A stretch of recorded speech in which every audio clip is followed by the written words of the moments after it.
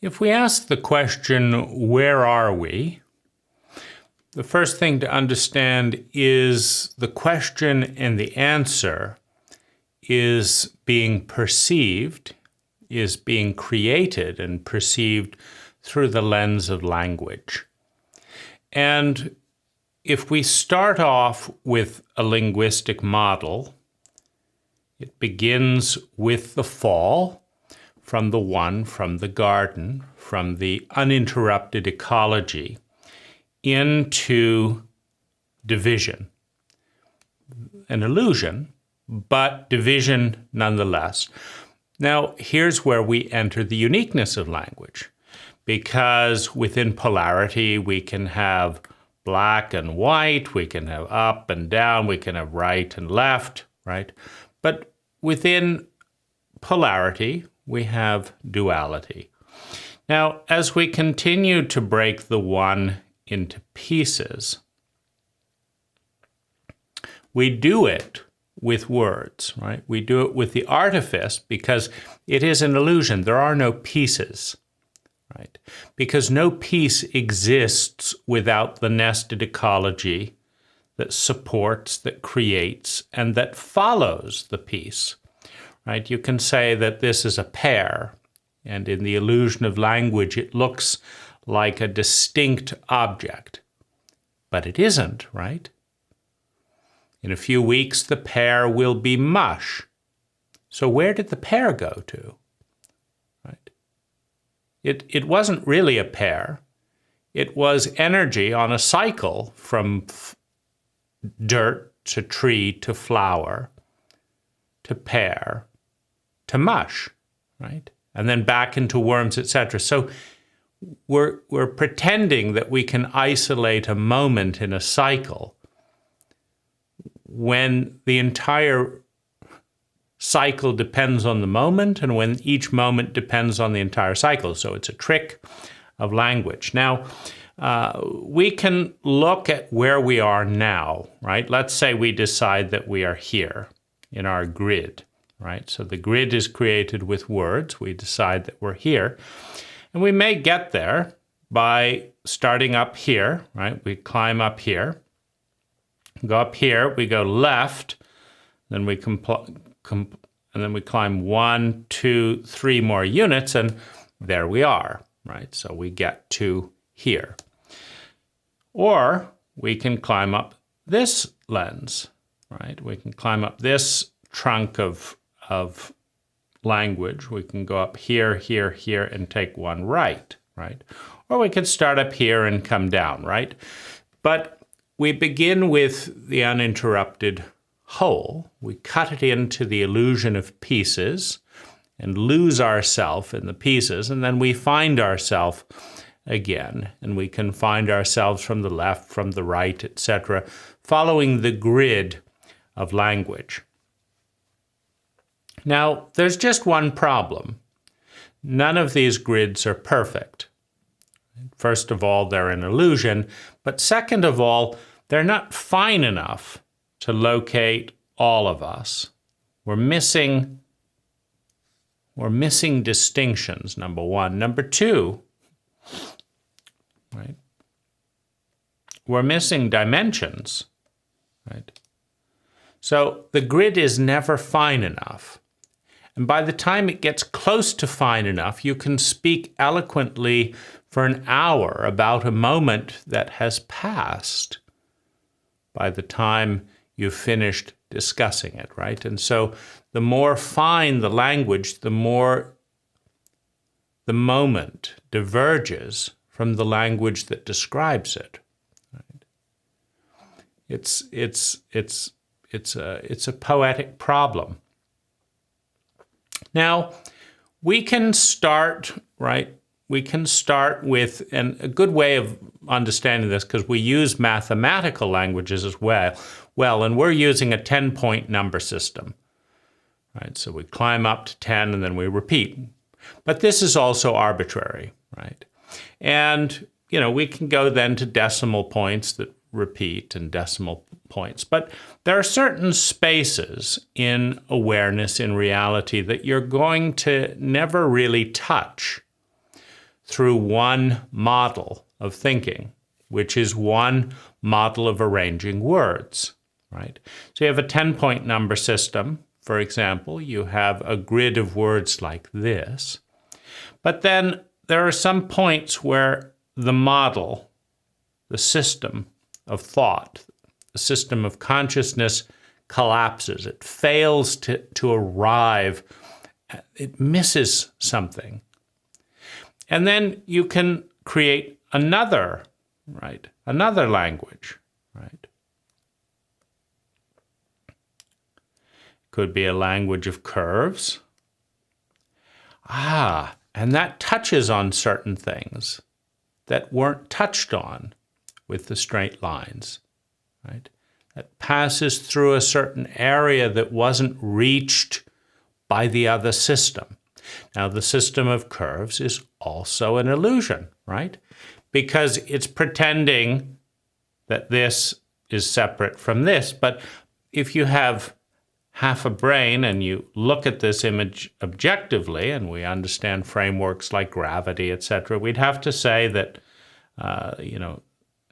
this field here, right, is a foundation for this here, which is a foundation for the trees, that you can't just have this slope dependent on nothing, right? If you want to discuss this section up here, you can't really do it. You can do it in language, but you can't really do it without looking at what's going on down here, down here, down here, all the way down to here, right? Which ultimately leads all the way down to, the molten core. You can't look objectively at something up here that's resting on all of this structure, that's resting on all of this structure, that's resting on all this structure, that's resting on a floor, right? It's an integrated piece. Without the foundation, the top collapses. And if you look at choice points, right? If you look at choice points, you have one bifurcation after another, after another, after another, after another, and then you can arrive at a certain point, right? You can arrive up here. Let's say this takes us up here. But what if we need to get up here? What if we climb up there and we realize in our perceptual and perpetual search for sustainable well-being, what if we arrive up there and we realize, no, we missed the point, right? We got up there, but it's not where we need to be. We need to be over here, right? Well, you can't just tip this way over here, right? It can get out of balance. It can knock the structure over. So you have to come down to a place, okay, we'll come down, down, down, down, down, and then maybe we could go here and here and here and here. We could get it there, right? So these are structures, right? And the more base the structure, like way down at the bottom here, you have a root, right? And that has to be wide enough to support this structure. You might have the idea of language or the idea of a cult or culture. And then up here, this culture becomes more liberal, this culture becomes more conservative, right? Whatever the polarity is. And then this one becomes, focused, conservatively on fiscal policy, whereas this one becomes conservative, focused on religious doctrine or whatever it is, right? And then out of that, these one focuses more on clothing and religious, doctrine or whatever, and then this other one focuses more on ideas. It's all about the idea and minimalizing materialism, whatever. And so you have these different bifurcation points, and each one arrives at a different area, in a different area of the possibility field that can be reached through there, right? but couldn't be reached from over here or over here, right? And so we create diversity. And one of the great things, of course, about life is that it always wins. Life is incredibly diverse, and as a result, some part of life always wins, right? Because when you go to place a bet, right? When you and I go to place a bet, we generally pick, right? We have a perspective, we have an angle. Maybe we look at the horse's legs, maybe we look at the horse's track record. Maybe we look at contrarian perspectives. Maybe we look at the mathematics and asymmetries, of the betting pool, right? But we look from a certain angle. And based on the angle that we're looking from, this is the winner, right? That's the obvious thing to do. And so we put money on this horse. This horse is going to win the Derby. But everyone else has a different perspective, right? And so they put money on, based on their perspective, right? But life loves diversity, right? So what life does is it creates billions upon billions of humans, each with a different perspective, and one of them always wins, right? So, typically in a horse gambling race, there's somebody who places a bet on every single horse, right? This person placed a bet here, and there was a long bet on this, then there was a short bet on this, and there was a sure thing bet on this, right? So the bets are placed, and all the horses have money on them. And life always wins, right? Because someone always wins the bet, right? So that's life's strategy for winning, right? Our strategy is to pick one. Life's strategy is to create lots of humans that pick everything, that do everything, that speak in a variety of different languages. We say we're going to live in this country. Life says let's have life happening in all the countries. If there's a volcano and an earthquake in this area, well, there isn't in this other area, right? And let's have lots of planets, right? So it's important to understand that to find ourselves, where are we at this given point? We are on an endlessly bifurcating tree that is one of an infinite number of possible bifurcating trees, right? So we're here because we picked this one, and then we picked that one, and then that one, and that one, and that one, and that one, and then we're here, right? But that's just one of an infinite number of trees. Now, when we find ourselves in an untenable position, right, we don't want to be here, we have to go down our tree until, like if we want to be here, we just have to go down here. Say, no. We thought the internet was a good idea. We thought social media was a good idea. But it isn't. Okay, we have to go back. So we went yes on social media. Now we're going to go no on social media. And then we end up over here. But sometimes that's not enough. No, that's not enough. No social media, crappy social media, it's not enough. No. We have to go back into we thought capitalism was a good idea. And this social media is based on capitalism, right? How to sell the most ads.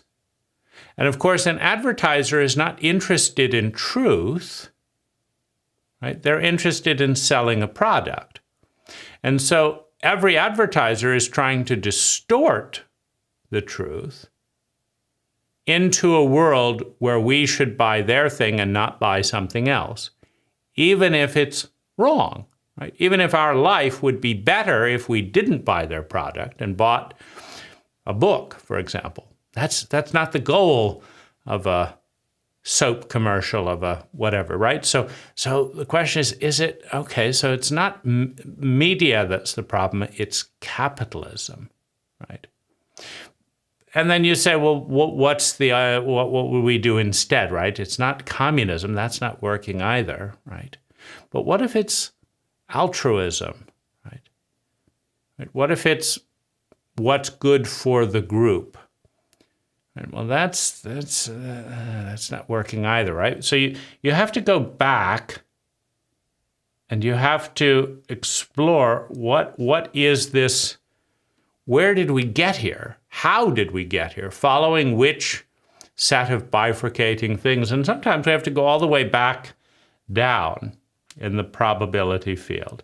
We have to start off going up here. And we have to start another set of bifurcations, each one, right? Each one with endless variations to end up somewhere that feels, oh, we're on the right track, right?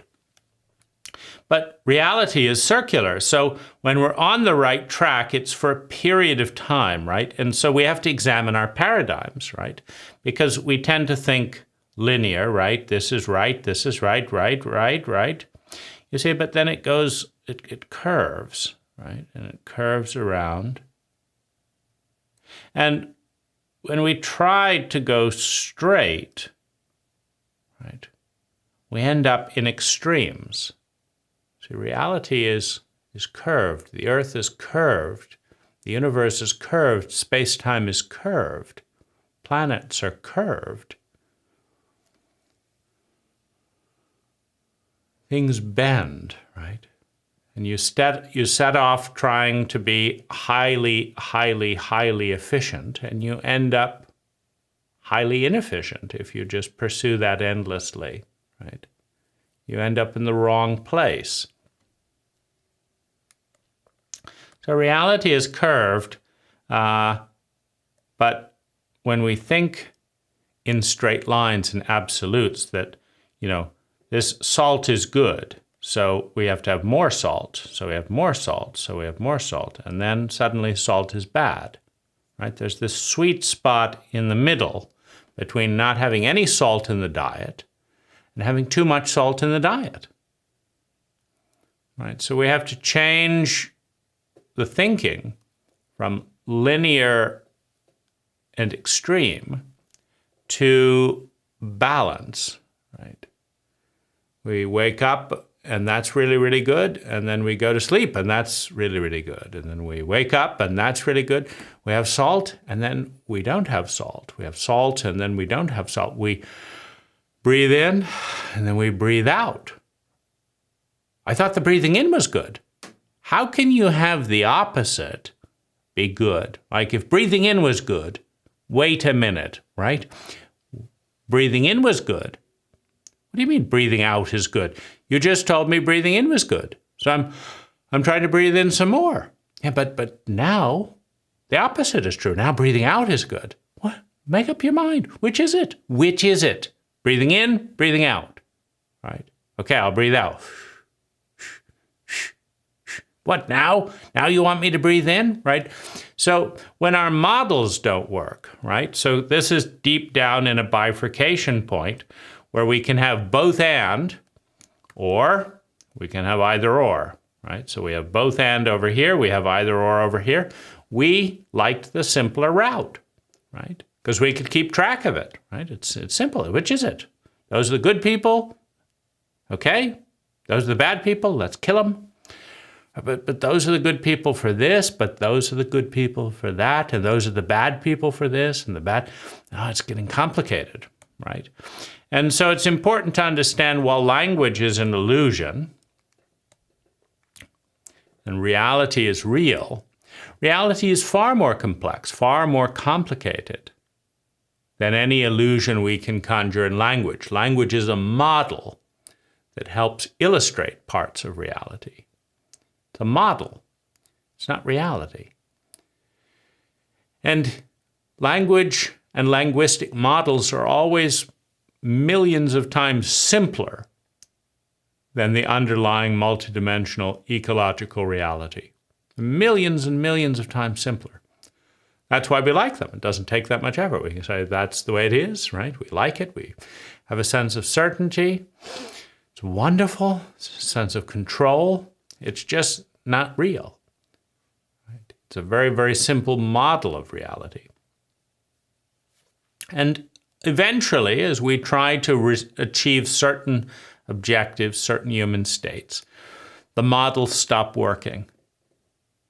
The model that was so nice back in the 1500s. It's beautiful, right? We all liked it and lauded the person who came up with the model, and the model was used to accurately predict certain things that did in fact happen. But the model's no longer working. Then we have to go back into the infinite sea of language and start constructing a new story about reality that isn't real, but that is more sophisticated, that's more complex, that helps us arrive at new places that the old story didn't allow. Right? And that too will pass, and that too will pass. Right? And eventually the human ego returns to reality. Right? The ego that separates itself with language and says that I'm me and that's that, right? Which isn't real. It returns to what is, to what has always been, to what will be, the uninterrupted ecology, and is healed of its illusions. Hello, I'm Dane Rose, and I want to begin by highlighting one of the most shocking things that I've discovered at age 47, which is that no one has, and perhaps no one ever will, introduce me to life. No one's ever sat me down at any point and said, this is how life works, this is why it works. These are the most important aspects of life. And I find that incredible. Now, when that thought occurred to me, that 700 books in, that hundreds of courses in, that decades of introspection and learning into this life, I still didn't have a formal introduction to what this is all about, right? It seems absurd, right? So there's a moment of criticism. Why hasn't anyone pointed these things out, right? And it's fun. The adolescent's job is to criticize the inevitable and innate imperfections of everything, including the cultural blind spots that see so many of us going through life without knowing what's going on. But it's the adult's job to do something about it, right? The world is not perfect. The world is not fair. And if something bothers us, what to do about it? And this book, An Introduction to Life, is my response to that critique, my response to that irritation, that imperfection in my life. And although there are well over 100 chapters, it's the biggest book, naturally, it's a big topic that I've ever written, I thought I'd just randomly pick a few of the chapters and, to get a little bit of a sense of what's involved. So on the first thing we've got the big picture, evolution. We've got the 4 operating systems of the brain, the 4 brains, and the protocols they use to filter information and make decisions. The sociopathic or reptilian brain, the rational or pattern organizing brain, the empathic brain and its decision-making protocol, and the transcendent brain, right? Now, that's one of the most revolutionary understandings that I've come across that nobody introduced me to. If we go on to 3 random pictures or windows into the book on the next page of the contents, we've got the ego, self, and breathing. We've got chauvinism and its cultural underpinnings. We've got optimal roles. We've got PTSD, a stunning thing that I didn't learn about until I was 40 years old, that has more than a 30% invisible influence on every person and on the culture as a whole. The culture and its cult-like nature, how it can be our enemy, how it can be our friend, what its role is. We have cult and ego architecture, just going into that a little bit more deeply. The next page of, another 50 chapters, we've got key cycles in life, things that you want to be aware that repeat themselves over and over again, that have throughout history, the history of humanity, and will continue to repeat themselves. What are those key cycles and how do we attune to those? Emotional literacy, right? What is an emotion? How is it different from a feeling? Now, in a psychologically illiterate culture, we don't know the difference between an emotion and a feeling, as evidenced by the fact that you, as a representation of the 99%, cannot articulate it clearly. And if you do, your articulation will not agree with the next person. Feelings and emotions, right? Positive and negative emotions. Are they the same as good and bad? Like all of this, any one of these things takes years to understand with wisdom and depth, right? But in most cases, we don't even know that we don't know about it. Grounded to reptile, right? Why we regress to the reptilian brain in traumatic states, right? Why our tether is the oldest brain. Purpose and meaning, how do we organize it? What is meaningful and what is not meaningful? Do you know the core ingredient in meaning? How to increase a life of meaning, how to decrease a life in meaning, right? Every question is a quest, and what are the quests that you're on? That's another page. Two more tables of content pages. The deepest cuts to our humanity, right? We all live in a cult, in a culture, with a norm, a normal pattern of thinking, feeling, speaking, doing, and being. And how do those norms undermine the human operating, which is the empathic operating system in our brain? Understanding the math of cultural impact, investing in our future, individually and globally. Losing oneself. What does it mean when we say we lose ourself? What is that self, right? And when is it good to lose ourselves and find a new pattern of thinking, feeling, speaking, doing, and being? And when is it a disaster? When is it a crisis to lose ourselves and perhaps regress to an older pattern of thinking, feeling, speaking, being?